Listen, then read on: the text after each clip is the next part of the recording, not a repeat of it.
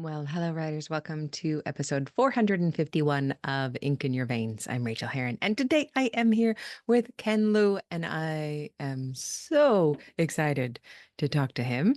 We talk about many things, but we talk about 3 tips to world build, and I tell you what, they were so incredible, so fun and approachable, these tips, that I almost want to world build, which is basically like my worst nightmare. I find it so difficult.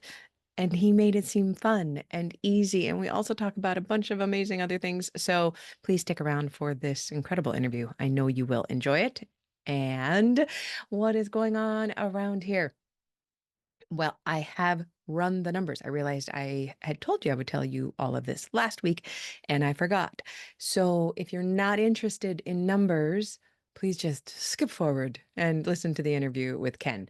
But right now, I want to break down some numbers for you on the creation of Unstuck, an audacious hunt for home and happiness, which you can buy right now at rachaelherronbooks.com. You can go look in my Shopify store, rachaelherronbooks.com, or rachaelherron.com/unstuck gets you there too.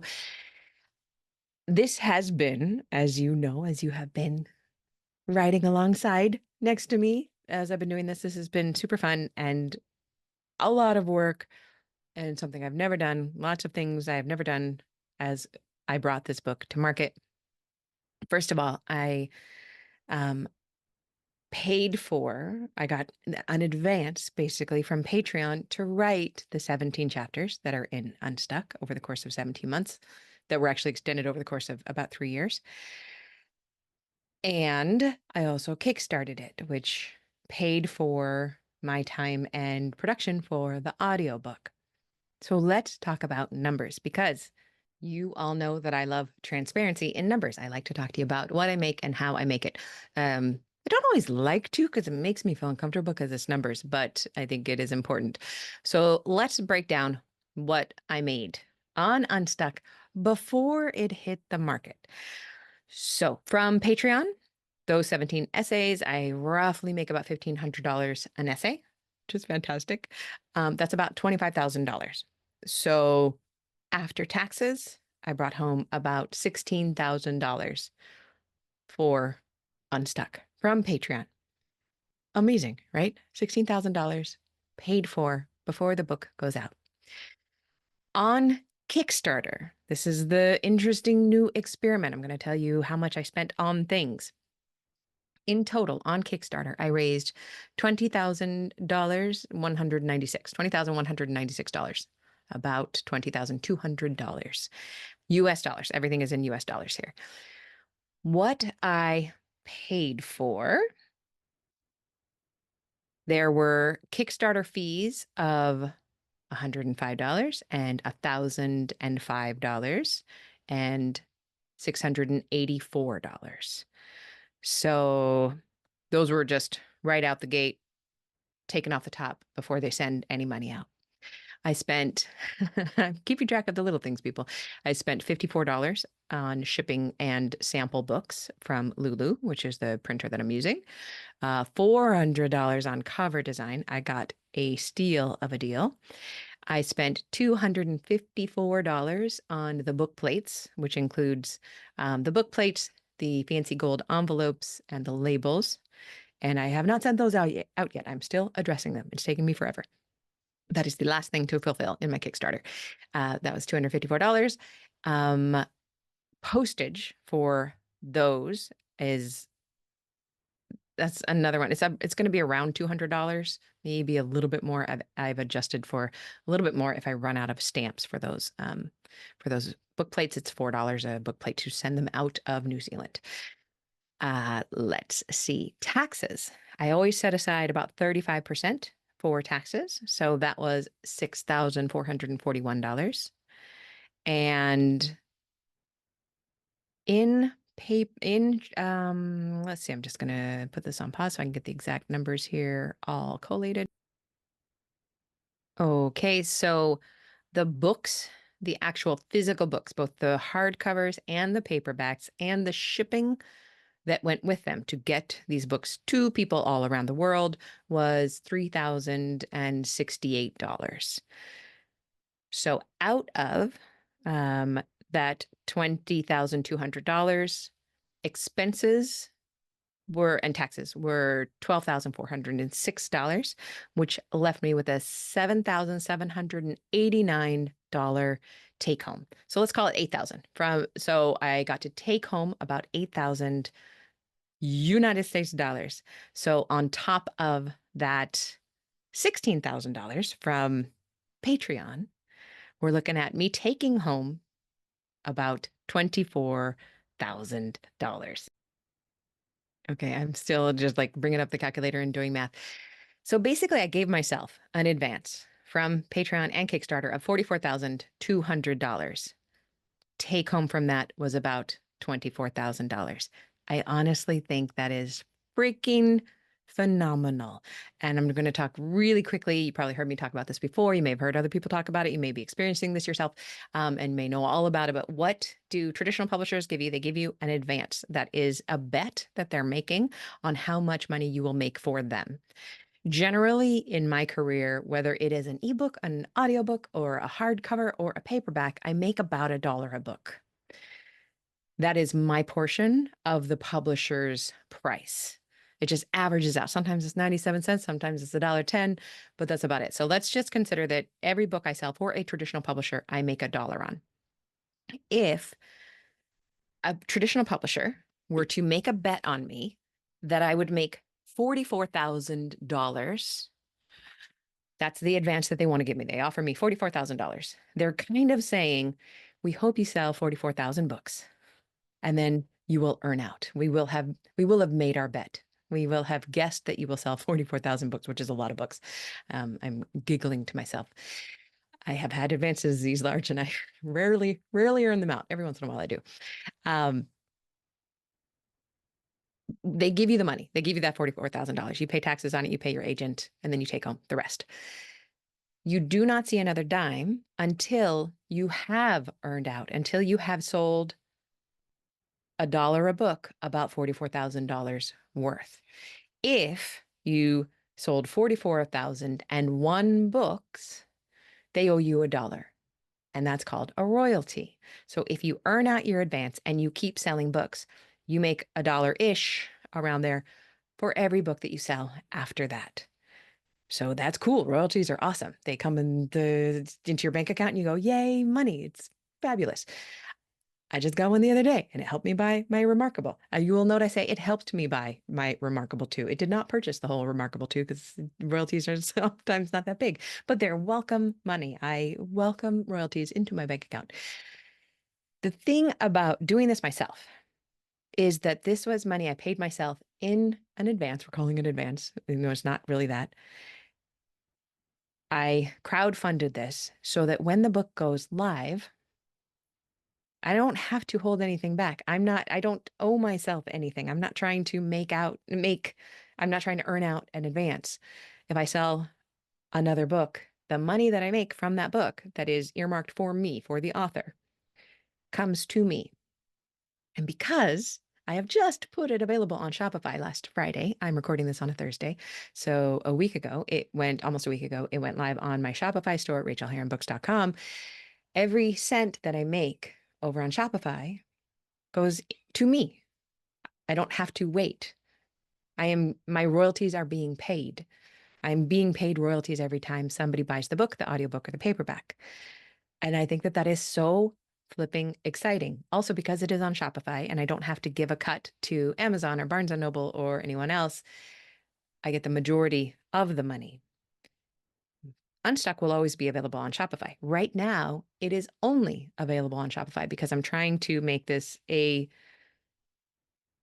place where I'm kind of forcing the readers who want to read this book, who didn't want to be in the Kickstarter, but who want to read the book, I'm forcing them to learn how to use Shopify, the Shopify and BookFunnel experience. And that is a learning curve for some people. It is a relatively simple procedure of, punching in, hitting buy, and then you get the BookFunnel email, and then you get the BookFunnel book or audiobook on whatever device you are most comfortable in. You put it on your Kindle, you put it on your Nook, whatever, or you put it on your iPad.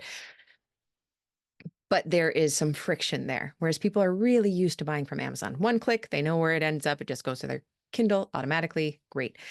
So it takes a little bit of pressure to get them to do this on Shopify. So what I did with this when I launched it, I sent a newsletter that offered everyone who wanted to buy from my newsletter list 15% off of a price that is lower than anything I will sell it for over on the vendors. So in about a month or so, the book, audiobook, and paperback will be up everywhere, and it will be available at independent bookstores and at local libraries around the world at a slightly higher price, but it will be easy for people to get it. And that will be another income stream. There will be multiple income streams from multiple different vendors. And that book will be out there. Of course, the hard part then is like, how do you sell it? I don't know. I don't know. Once I've tapped my audience, my email newsletter, and my social media, then we will explore options of how to sell this book. It is a memoir, and I have experience in running ads to memoir. So I'm going to play around a lot with that. But it is just so flippin' exciting to make money on the thing that you're selling immediately. Shopify, in particular, you get paid. I think the first time you get paid, it's 5 days after your first sale. So I just got a little payment. And then after that, it's every day. You just get paid. I had to turn it off. I don't usually have any sounds on my phone, but I left it on for a few hours when I sent that first email, because when Shopify notifies your phone, it gives a little ka-ching, like a cash register. It was so cute. And then, of course, it stressed me out, as things like that do. So since putting it up on my on Shopify and announcing it to my newsletter list, I have sent one newsletter. So I have good open rates, but I shall send some more because not everybody has seen that yet who might want to buy it. But I have made about $1,000, which is incredible. And after expenses, not including taxes, I have not looked at taxes in this, but I could real quick. Why don't I? Hold on. Okay, after expenses on that $1,000, I put $350 away towards taxes, so for 35% of that. And then I spent $300 on physical books and shipping for those physical books. So that leaves me with $350 take home. That is on top of the money I had already made from the Patreon and the Kickstarter. So I think that is incredible. That's in, it's it's like I run out of words. I I have been lucky enough to have been traditionally published quite a few times, and it is always exciting to get your book out there. But when your book goes out there, you never see any money. The money doesn't come for me for a very long time, if at all. You've got your advance. Thank you very much, ma'am. Now you can go home. I've only ever earned out in the States on two books, one novel and the first memoir. I've earned out in other countries, but in America, I tend to not earn out. That's okay. You can still get contracts if you don't earn out, because the publisher's still making money. And they could look at you and say, oh, yeah, Rachel makes money. She doesn't earn out her advances. So maybe we'll give her a smaller one next time. Maybe we'll lower the bet a little bit, but they are still making money. You remember that a hardcover will be, I don't know, $27, and I'm making $1 on that, and the vendors are making their money and the publishers are taking the rest. So they can still make money on books that don't earn out. But I've earned out, and now I'm making money on the book being out there and available. And that is to say nothing of the truest, deepest, best feeling. I'm excited about this money stuff, and I'm excited to share it with you. But the truth is that the book is out there and people are reading about the experience of me moving around the world with my partner and how it changed me into who I am today. I am a different person than I was 3 years ago. And that is the most beautiful part of the whole process, that I got to write the book and control it and distribute it. And I've made all the choices along the way. That's also the hard part, is that I've made all the choices and done all the work all along the way, but I enjoy that kind of hard work. So as you have been along on this ride, I will continue to let you know every once in a while how the book is doing and what's going on that's different about it. But that is the money breakdown. That is how it worked out for me. And in further full transparency, I have about 10,000 people on my mailing list and about 4,000 people on Instagram. And that's about it. Those are my two places that I can really reach out and touch people, and not even so much Instagram. I can't control the algorithm there. But that's how it's going. That is how Unstuck is going. And thank you for listening. And I hope it was fun for some of you. And for those of you who are just like, I don't want to hear about money anymore, Rachel, please get to the interview. Let's do it. Here is Ken's bio. Ken Liu is an American author of speculative fiction, a winner of the Nebula, Hugo, and World Fantasy Awards. He wrote The Dandelion Dynasty, a silkpunk epic fantasy series starting with The Grace of Kings, as well as short story collections The Paper Menagerie and Other Stories, and The Hidden Girl and Other Stories. He also penned the Star Wars novel The Legends of Luke Skywalker. Prior to becoming a full-time writer, Liu worked as a software engineer, corporate lawyer, and litigation consultant. Liu frequently speaks at conferences and universities on a variety of topics, including futurism, machine-augmented creativity, history of technology, bookmaking, and the mathematics of origami. You are going to love this interview. Please enjoy, and thanks for being here, everybody. Well, I am very, very excited to welcome you to the show. Will you please share your name and your pronouns with us? Sure. Thank you, Rachel. My name is Ken Liu, and my pronouns are he, him. Thank you very much. I am just delighted and tickled to talk to you today. And you are, of course, an amazing writer, and you are also a prolific writer. You get a lot done. And this particular podcast is about how we get our work and our books done and out into the world. Will you please tell us a little bit about your writing process? Sure. I don't have a very set schedule or anything. I'm one of those people who just try to write whenever they find some time. Mhm. So my wife and I homeschool our children. So right now, the way I get writing done is I try to squeeze it in when they're working on their homework, Mhm. or before I have to bring them to the gym for sports practice or something like that. I Yeah. just try to squeeze it in whenever I can. I was homeschooled and I would for a while. Do you and your wife share parts of the curriculum? I remember my mom and dad split it up. Like mom did Latin and English, and dad did math and physics. How does it work for y'all? So yeah, we split it up. We have different subjects. My wife used to do more of the teaching when the Hmm. kids were a little bit younger. I do more of it now because she's trying to get back into her art, so she Hmm. has less time to do the teaching. But yeah, we divvy it up, and it works pretty well. That's awesome. And where do you work? Are you comfortable just moving around with your laptop, or do you prefer to be in an office or?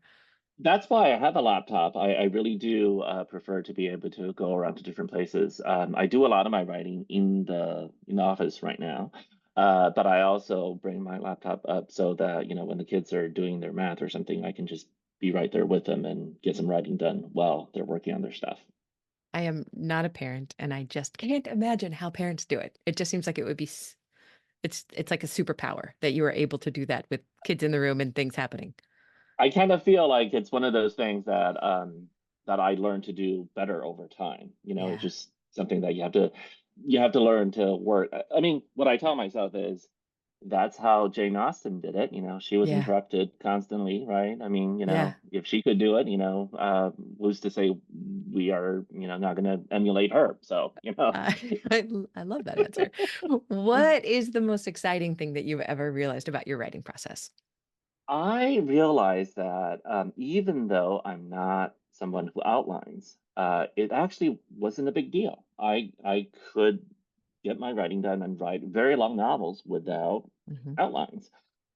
It turns out that people who don't outline just do the work of outlining somewhere else. And for me, it's in that first draft. My first draft basically is an outline. Yes. And once I learned that, a lot of other things sort of opened up for me. And so I could forgive myself for how bad the first draft is, because it's an outline. I mean, that's when you're supposed to work out the problem. So, yeah, it definitely freed me up into rethinking about my own process and allow me to Yeah. sort of understand that's how my brain works.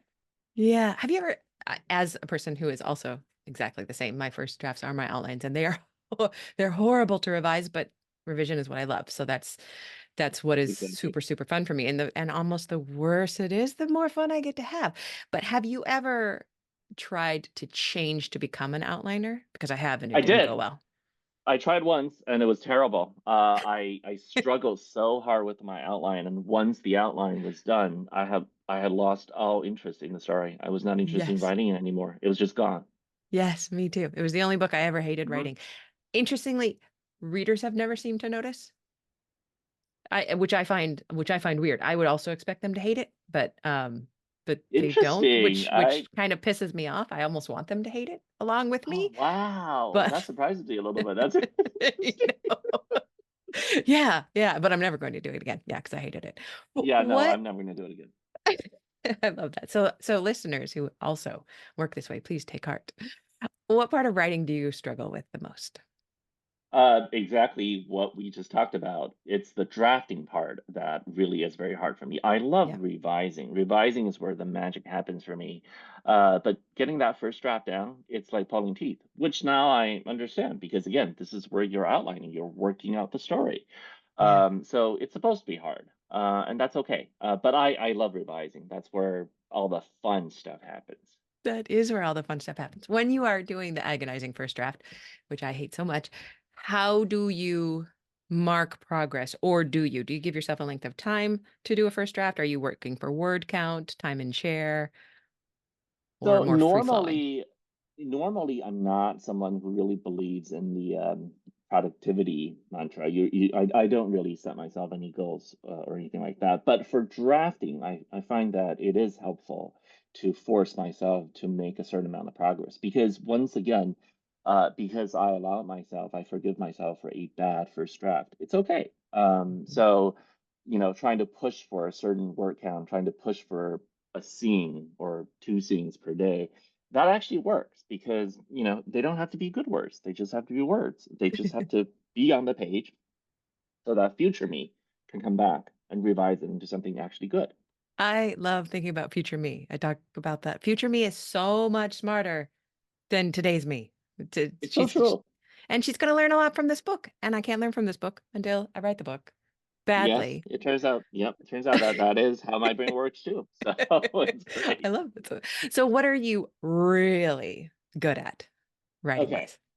So I think the one thing I'm really good at, based on feedback from readers and just from what I enjoy, it's crafting really layered, complicated worlds that feel real. So I write epic Mm. fantasy Hmm. and sci-fi, which are both very world-building, intense genres. And it turns out that I'm actually really good at that part of it. I'm really good at building layered, complicated cultures, um, technologies, and social implications that feel real, that feel layered, that feel lived in. That's something that my readers seem to respond to the most in my own work. They love the fact that the worlds are deep and they feel real. This is something I don't do, and almost I normally write contemporary, so I haven't had much call to do it, but I also don't see images in my mind. I almost have aphantasia. I can see a little bit. Um, Mm. but I'm asked this a lot by students, and I never know the answer to this. How I just want to know how you do it. How do you go about doing that? Does it come in that first draft, which is kind of what I would intuitively guess that you're building it as you draft, or do you sit down and build the world and the systems and the science as beforehand or during? What does that look like for you? So I have a great answer for this, which is uh, I I found it very helpful. So I teach a class actually on world building, and so Ooh. I have a bunch of tips for people. I'll start off with three tips, which I think are actually very easy to implement. The first tip I have for world building is if you're interested in writing epic fantasy or high fantasy or sci-fi, Mm. space opera, something that requires a lot of world building, it can seem very intimidating. So the first tip is don't do the stuff that is intimidating or boring to you. Focus on the stuff Mm. that actually is fun. So what I mean is this. A lot of times when you take a world building class, people will tell you, well, everything's connected. You got to think about the economics, you got to work out the Hmm. political system, you got to work out all the science, and then everything has to fit together.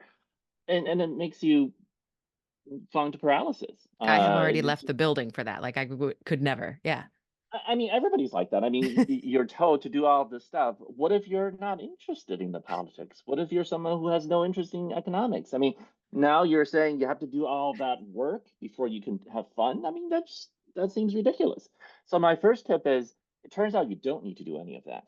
Focus on the stuff that you're interested in. If your interest is in cooking, then just do your world building by starting out with cuisine. I If love you're that. interested in children, how children are brought up, then focus your world building on that. If you're interested in the fate of the elderly in the world, then focus on how the elderly find meaning and how they're taken care of and how they contribute to society and how they, um, uh, you know, live out the last parts of our lives in your world.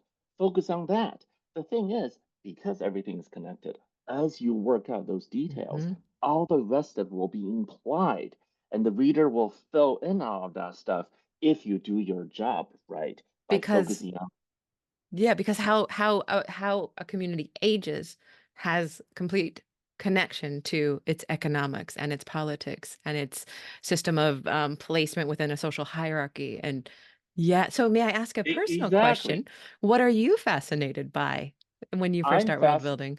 I'm fascinated by technology, which leads to Okay. my second tip, which is, I've spent a huge part of my life before I became a writer as a technologist. So, what I tell people is, again, as part of your world building, and you have to do technology, don't think of technology as machines, as boring stuff you have to work out, or, you may be interested in that, but readers aren't going to be interested in reading your giant encyclopedia of how the machines work. It's just not all that interesting to them. You have to focus on how technology is really a way for people to explain and to tell the world who they are. Technology is Mm. really a language, it's a form of expression. So when you look Mm. at a piece of technology, say a mug like Hmm. this or Beautiful a mug. phone, right? There are users, there are inventors, there are critics, there are makers, there are even saboteurs and hackers. All of them relate to these pieces of technology in their own way. They are all using the technology to express who they are. Why was this thing invented? What was the inventor trying to say? Why is this person opposed to it? What is the person trying to say by this opposition? Why does someone find this piece of machine so interesting to hack? What are they trying to say about themselves? Why does someone else find so much meaning and attachment in using this thing? What does that say about them? It's about seeing technology not as machines, but as expressions. That's a great way to get the world building going. And then my final tip on world building for people who think that they're not good at this is what is to realize that world building is sort of a misnomer. It's really about world evoking through Mm. your characters. It's character focused world building. What I mean by that is this: you will never be able, one way you can sort of give people a sense of a city is to sort of describe its history and its architecture and everything in great detail. And before you're halfway through, your reader will have fallen asleep. So that's a terrible way to do it. But what if you try to explain how the city feels to a stranger, someone who Mm. comes here to the city with nothing? What do they see? How do they experience it? And then you go through the city again in a different context. How does the city appear to someone with a great deal of power? What do they see and what don't Mm. they see? I mean, think of New York City. How different is it as a tourist with a lot of money versus a poor student who comes to New York City with nothing? And how does it appear to someone with a lot of power? And how does it appear to someone who has spent all their lives there? They will, the place will look different to all of them. And by having different characters experiencing the world and doing the world building through their eyes, you will build something layered, complex, and rich rather than something that feels simplistic and just cobbled out of, the tourist pages. The only way to make the world feel real is to focus on the characters and make the world come alive through their own individual separate experiences. You make it sound so exciting that I want to actually attempt world building at some point. I think you would enjoy it. I think you would enjoy it a lot. Thank you. Thank you so much for that. That is incredible. We just had a little masterclass here. What, may I ask, is the kindest thing you've ever done for yourself as a writer? Oh, yeah, that is a good question, and my answer is probably going to be very strange to you. Oh, Um, good. the so I'll say it and then I'll explain it. The kindest thing I'd ever done for myself as a writer is to make it a policy that I will not blurb other people's books and I Mhm. will not ask for blurbs for my own books. I'll Mm. explain to you why. When you first get published, you sort of think that this is something required of you. You know, your publisher tells you you need to go and get blurbs, and you now start getting blurb requests, and you're like, oh, I have to do all of these. After a while, you get into this mode where you think that you live in some weird economy of guilt and status because you're constantly asking yourself, uh, am I good enough to ask this person to blurt me? Yes.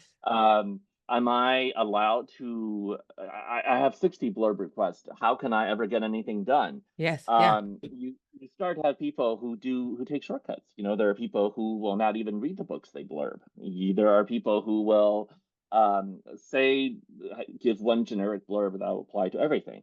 After a while, you realize how meaningless this all is because I've had people come to me and say, "I'll write the blurb for you and put your yes, name on oh it. my You God, don't even oh I my won't even God. send you the book." What?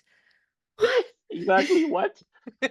But if you think back to your life as a reader, I mean, how often do you really pay attention to blurbs? And what exactly are blurbs doing? I have never seen any evidence whatsoever that blurbs make differences, any tangible difference in terms of sales or whatever.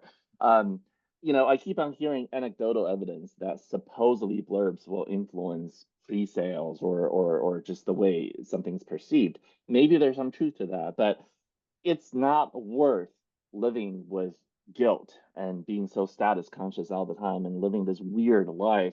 I just made a decision that I'm going to jump out of it. This is nonsense. I mean, I'm hardly the first writer. I think even when they were first invented, writers were complaining about the idea of blurbs. This was a thing that publishers invented, and now they have to do this. It's nonsense.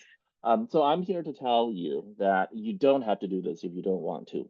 I don't do it at all. I don't blurb anyone's books. I just make it a policy. I say that, um, you know, if you're a friend, then I will do book events with you and I will help promote you Mm. any way I can. I love helping other writers, but I'm Mhm. not going to blurb. Just this is nonsense. If I like your book and you're a friend, then I'm going to help you promote. We're going to do events together. I'll do whatever I can to help you get your word out there. But I'm not blurbing, and I will not ask anyone to blur my books either. This is nonsense. I'm going to put a stop to it. And that was the best thing I ever did for myself. I love it so much, and my face is frantic because my editor just came to me asking who I can ask to blurb for the book that's coming out next year. And I'm like, I'm screaming inside, and I don't know if I'll be able to do it, but I am definitely going to go think on it and meditate on it because I agree. Although I do have a couple friends who are in that particular genre who want to read it anyway, so I might as well. But Yeah. oh, now I'm sweating, Ken. I'm sweating. Thank you. Thank you for that very inspiring idea. Okay, will you tell us, please, about a moment that you knew you had ink in your veins? Oh, this is going to be a fun story. So I started out as, a short story writer before I wrote novels, and I really didn't know if I was going to make it. I had no idea if I could do it. I mean, when you start out, you sort of write when the inspiration strikes you. You're not following any deadlines. Everything's on spec. So if you feel inspired, you write, and if you don't, you don't. Whatever. It's a nice, fun thing to do. How do I know if I'm supposed to, if I could even, do it professionally? Yeah. Well, there's this one day something happened, which is there was an editor for an anthology who had a writer drop out at the last moment and they needed a story. And so they had reached out to some other editor I worked with before and who recommended my name to them. I had never actually worked with this editor before, but he came to me and said, "Hey, here's the theme for the anthology I'm working on. I heard, do you have a story that, that would be a good fit? In which case I can just grab it and then I don't, everybody's happy. So I had read somewhere that whenever editors ask you if you have something, the answer is always yes, Yes. even if you don't.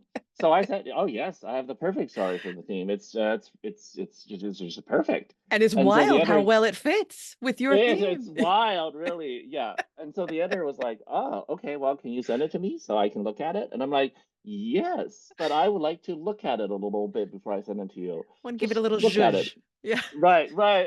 And the editor was like, okay. Well, I am an editor, so I can tell you what I think. I mean, wouldn't that be better than just having you go and whatever it is you're gonna do?" And my, no, no, no, no. I just want to look at it. I would feel more comfortable if I looked at it.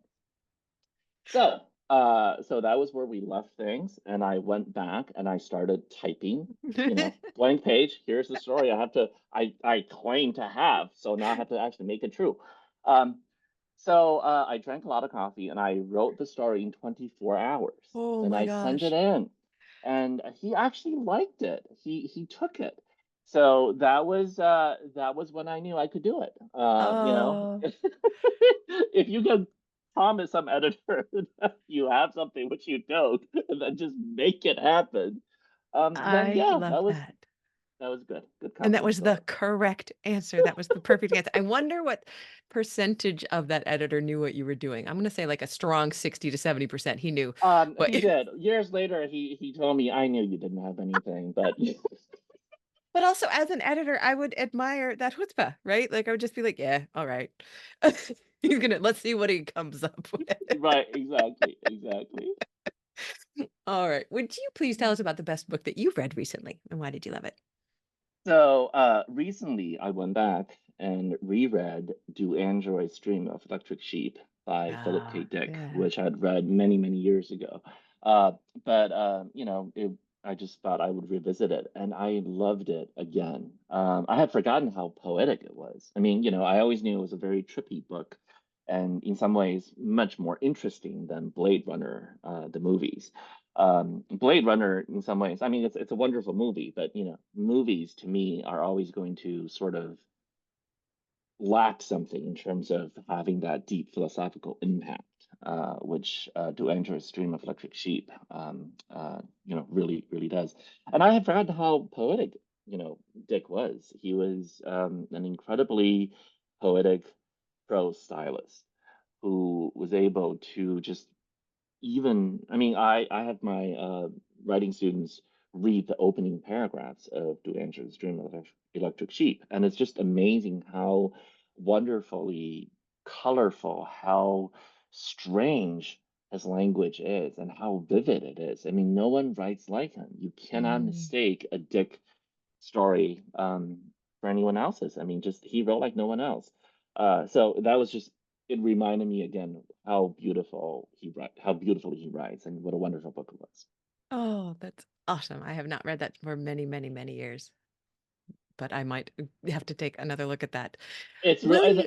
It's short. Yeah. It's really short. So Yeah, you right? can, Yeah. yeah. Will you please tell us about your most recent book or anything that you would like to talk about right now? Sure, I will. So I'm working on a new novel right now, so I can't actually say anything about it yet until it's done because I'm in the middle of drafting it, that horrible first draft, which will become wonderful at the end of it. But I will talk to people about my short story collection. So I Awesome. have a bunch of epic fantasy novels, but today I'm going to talk about my short story collection. This is The Paper Menagerie and Other Stories, which um, is my first collection, and in some ways. In the same way that your first experience of anything is kind of unforgettable, that first book is in some ways very special to me as well. So if you know nothing about my work, I feel like that's a good place to start. It's a bunch of short stories, all different genres. So chances are you will find something in it that is to your taste, even if not all of them would. And then you'll get a good sense of whether I'm good company. And if you do, I hope you will read more. And if you don't, at least I hope you will find at least one story in there that makes it That worth is the price. That is the paper menagerie, and I think that listeners already know that you're good company. Also, I want to touch really briefly because I was glancing at your website right before we got on, and I'm so excited about what's coming out in August, and I actually pre-order one-clicked it on Amazon, your new translation of the Dao De Jing. That's right. And this is so funny because yesterday I was at my desk and I was looking at the Rodney Cooper version of 37, and I was Hmm. like, I hate this, I hate this one. And I knew that I had the Stephen Mitchell version that I got in the Yes, 90s around. It's like water stained. And 37 is so much better. The Tao never does anything, yet through it all things are done.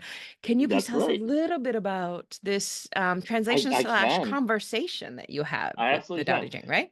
So I think the Dao De Jing is a particularly interesting book because I love engaging with the classics deeply.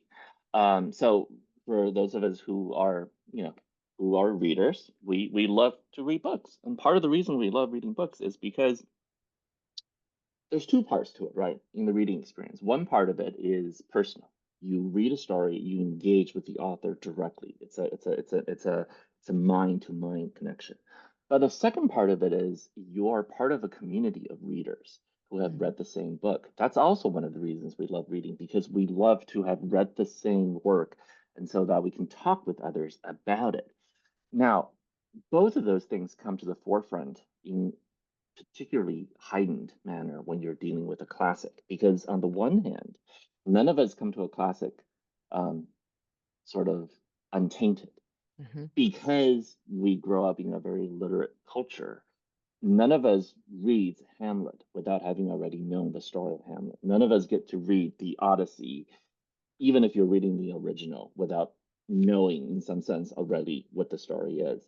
None of us can come to the Dao De Jing for the same reason. It's part of the culture. And yet, when you actually read it, it's an incredibly deeply personal experience. I mean, I remember the first time I Yeah. read Moby Dick, right? You have this reputation of what Moby Dick is about, and then you actually read it and you're like, oh my God. I mean, for me, it was like, I couldn't believe how funny the book is. I mean, nobody had ever told me how funny it was. It's an incredibly funny book. I loved it. I love all the digressions. It's a book that breaks every rule that you learn about writing. I mean, it's just it's its own thing. And then you Yeah. engage with it, you're like, wow, no one I see this thing in a way that no one else has seen it. So that's one part of it. And with the Dao De Jing, it's the same way. But the other part of it is, when it's a classic like the Dao De Jing or something, there are tons and tons of interpretations over there already. So now you're participating in this conversation where it's the way I think about it is, when you're reading a translation of a contemporary novel, it's a very strange experience because you're reading only one interpretation. And yet somehow everyone thinks that this one interpretation is the same thing, the original, because we talk about faithfulness. But if you do any kind of translation, or if you know anything about languages, you know that the idea of one authoritative interpretation is nonsense. There's no such It's thing. I it's mean, art. It's an artist's it's art. voice. Yeah. Yes, it's an art. It's like, what is the authoritative performance of Beethoven's Ninth? There's no such Exactly. thing. Every single performance interpretation. What is the definitive production of Hamlet? There's no such thing. Every Yeah. single one is its own thing. So translation of the classics are the same. Um, you know, what is the Mitchell translation? What is the Le Guin translation? What is Oh, yeah. XYZ? That's They're all different. mhm. They're all distinct ways, distinct retrievals of versions of the truth from one original. They're all co-equal with it in some sense Mhm. as well, because every single one is a piece of art, as you mentioned. It's a crystallization of this engagement between the original text and the translator.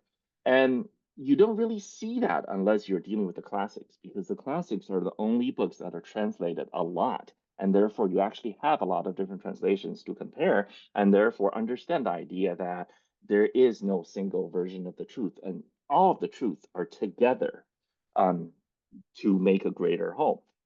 Anyway, so I did my own interpretation of the Tao Te Ching, and in particular, I was guided by the idea of plain language.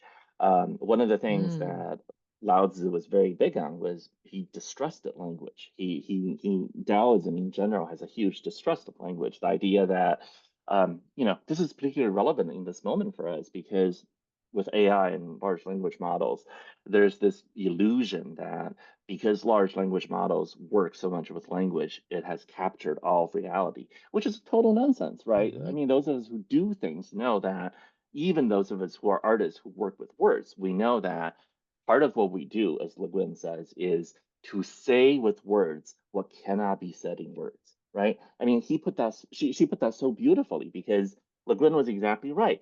We artists who work in words are trying to say something that cannot be said in words using words.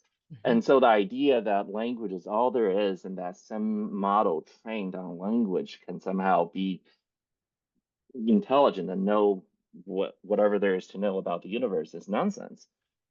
So working with the Dao De Jing is particularly fun because crafting a translation is a linguistic work, and yet at the same time, this is a work that is very self-conscious about how inadequate language is. So what do you do with that? We're training this tradition of authoritative language, right? Authors, all of us trained in the Western tradition, are supposed to focus on the idea of fixed language, of crafting, of the right word is magic.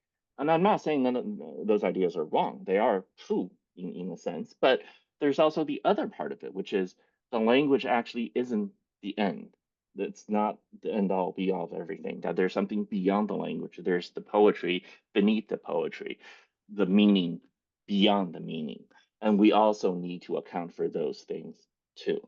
Anyway, it was a really fun experience. I loved doing the translation. I loved also being very self-conscious about the subjectivity of it. So I put in a lot of Mhm. notes into the text where I was talking about my own struggles with the language, my own skepticism of what Lao Tzu was saying, my own unique personal experiences with the text. And so I think that's what makes the translation interesting. It's me, instead of sort of doing this thing where you're supposed to fade into the background as a translator and pretend that what you're presenting is the authoritative version. I'm doing the very opposite. I'm saying this is a super subjective interpretation, and this Mhm. is like every other translation, super subjective. All translations are super subjective. But here I'm actually highlighting that subjectivity. I'm actually foregrounding that and putting in my own struggle so you can see it. And maybe, hopefully, that will give people a better sense of what it's like to do a translation, to engage with the classic, and perhaps see their own new truth as part of And it. even further than that, even I think even a little bit deeper than that too, is that you're showing on the page what it is like to hold the discomfort of um, being unable to show a discrete, separate truth because it doesn't exist in this translation on the page with yourself reflecting that, because every time we say something, we are drawing a fence, or we're building a fence, we're drawing a boundary. Yes, And Lao Tzu talks about that's impossible to do, and so you're proving that impossibility and resting inside this weird, the Tao Te Ching is about the confusion not mattering. The confusion is the yes, confusion, right? yes, yes. So And that's in some sense the fundamental truth of all reading and all writing. I mean, yeah. all of us who are authors and readers have to struggle with that. It Mhm. is the fundamental instability, the impossibility of interpretation. And yet it's the yearning to do that very Yeah. thing that drives us. Anyway, The it's yearning and then the very acceptance that we will never get it right. Oh, that's right. yeah, That's right. yeah. It's yeah. Yeah. Thank you for speaking to that. And that comes out in August, and it's worth a pre-click button, is all I'm Thank you. saying. Where can we find you online, please? You can go to my website, which is kenliu.name, KenLiu.name.